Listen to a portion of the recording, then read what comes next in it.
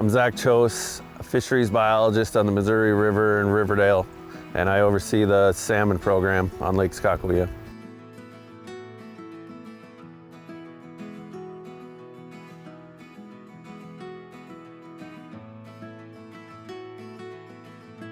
The water levels have hit their peak for the summer, and that summer peak is the lowest since 2008. So we are dropping compared to the last 10 or 15 years. We're still good. We're still good water levels. I think we're at 1835. So water levels and Mother Nature basically control and help us manage the lake. All the bait fish, their reproduction is important. It's driven by our water levels. That spring rise gives us the water we need to keep those eggs in the water. The water levels control everything on the lake. How does it affect the salmon fishery? So it affects the forage for the salmon to eat. Our cold water forage are rainbow smelt and Cisco. When their numbers are good, then our salmon numbers are really good also. And that's where we're at right now. We have good populations of both. Rainbow smelt and Cisco, and they're good sized. So this year, potentially we're seeing maybe a few larger fish compared to the last 3 or 4 years. Salmon spawning process started the end of September, first part of October last fall. The salmon spawning season went really well. Collections were good. We met our egg goal, over 1 million eggs, which allows us to then stock right at 300,000 salmon this spring. The end of April, first part of May is when those fish went into the system.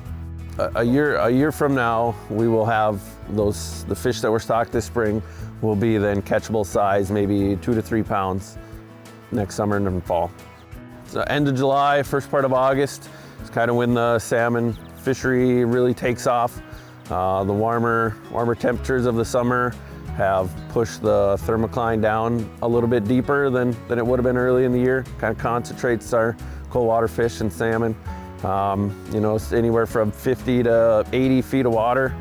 And that, in turn, most people are using their downriggers to catch salmon. And depending on the day, the thermocline changes. So people are following that thermocline day to day. Our cold water forage, rainbow smelt and Cisco, they're cold water, so that thermocline sets up. That's a quick change from warm to cooler waters. And so those cold water fish hang out right around that thermocline so they can go up and down to feed. And that concentrates our salmon right there to chase their food around. In August, 65, 70 feet of water is not out of the question. So, and then in the fall, there's a turnover. Where the warm temperatures are kind of the whole lake wide, and then that's when our salmon start to think about coming in shallow to spawn. First part of September into October, they'll be up shallower, where our shore anglers, they're more available to everybody with a boat or shore anglers, and then spawning season starts again in October. So what we're seeing this year is a continuation of that good year class of salmon that we had last year. There'll be 3-year-olds or 4-year-olds this year, and they're a little bit bigger this year. We had that good year class of Cisco that came through that gave us a little bump. So potentially we could have some 8 to 10 pound salmon out there this year, which is a big change over the last few years. Everybody probably knows about our tagging salmon program in the past. It's a little coated wire tag that was in the nose of the fish. And then the adipose fin would be clipped off. That's how we know that it was a tagged fish. Some of these bigger fish are the last year class of fish that we have tagged, so that potentially there will be a few tagged fish out there that we would like those fish turned in to wrap up the tagging program. So we would appreciate if some of the anglers keep an eye out for those tagged fish.